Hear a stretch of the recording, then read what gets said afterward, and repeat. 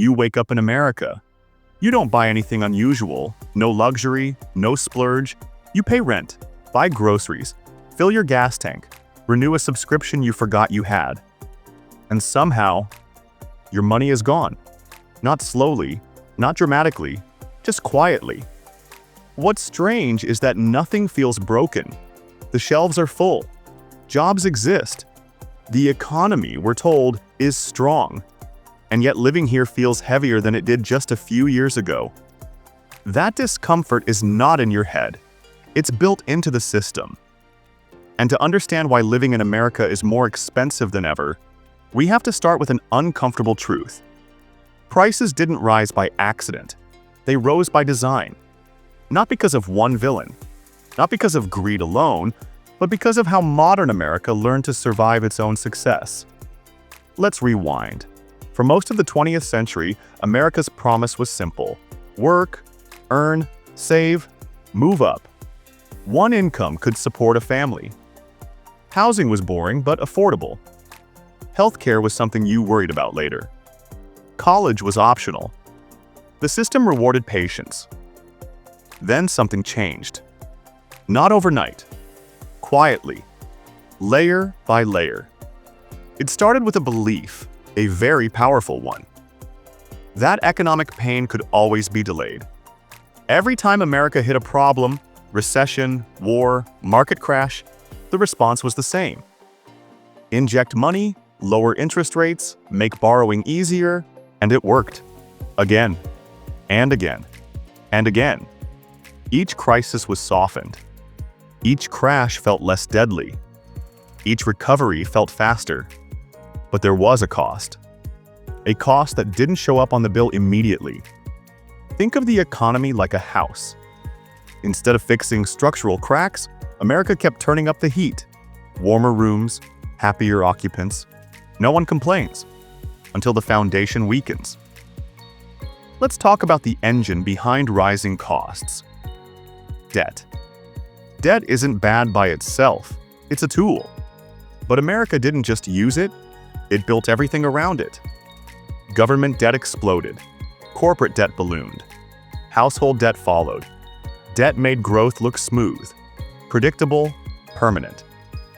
But debt always wants to be fed. And it gets fed through prices. Here's where things get uncomfortable. When the government borrows trillions, it doesn't do it with a suitcase of cash. It issues promises, bonds. Those bonds must be bought, often by banks, often with newly created money. That new money doesn't land evenly.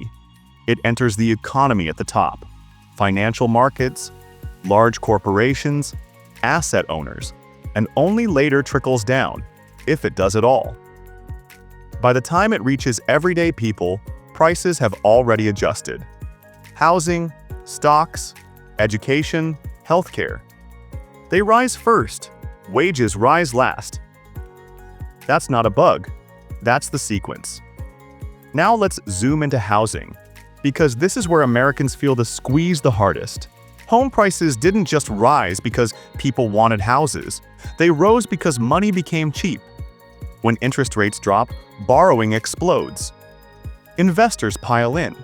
Corporations buy homes like stocks. Ordinary buyers compete with balance sheets. The result?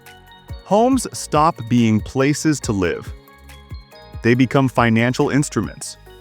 Rent follows. Because landlords aren't charging based on your paycheck. They're charging based on asset value and debt costs. So even if you don't own a home, you're paying for the financialization of housing. And here's the irony. Low interest rates were meant to help you. They made mortgages affordable.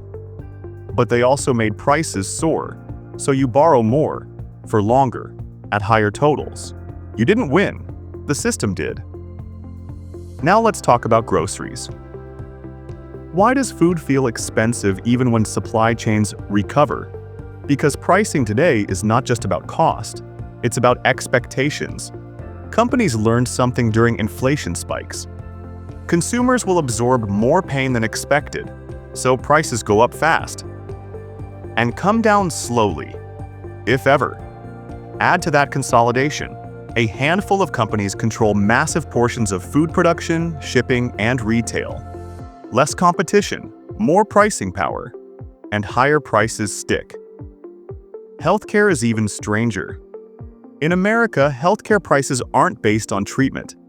They're based on negotiation power. Hospitals negotiate with insurers. Insurers negotiate with employers. Patients negotiate with no one. So costs rise in layers. Paperwork. Administration. Middlemen. You're not paying for medicine. You're paying for a system built to manage billing complexity. College? Same story. Easy credit met guaranteed demand. So tuition rose. Loans expanded. Students absorbed the difference. Again, not a failure, an incentive.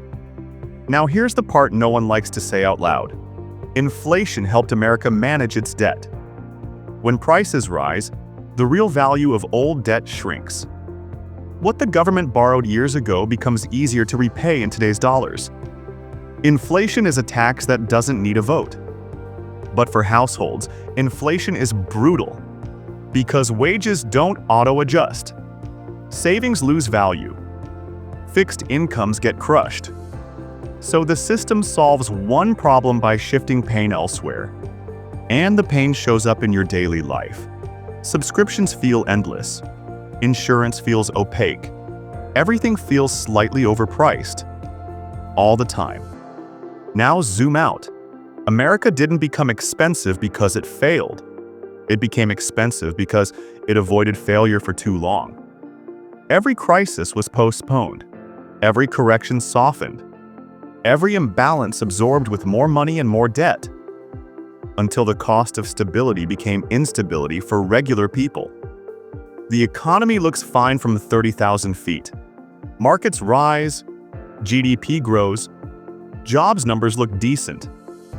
But lived experience tells a different story. People aren't lazy, they're exhausted.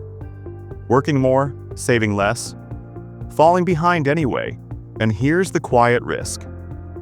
An economy where survival requires constant debt isn't resilient. It's fragile. One shock, one policy mistake, one loss of confidence, and suddenly the math stops working. America is not collapsing, but it is stretched. And when systems stretch, they don't snap loudly. They grind. So the question isn't whether living in America will get cheaper. The real question is this. If this is the cost of keeping the system stable, how much longer can everyday life absorb it? And who decides when it's finally too much?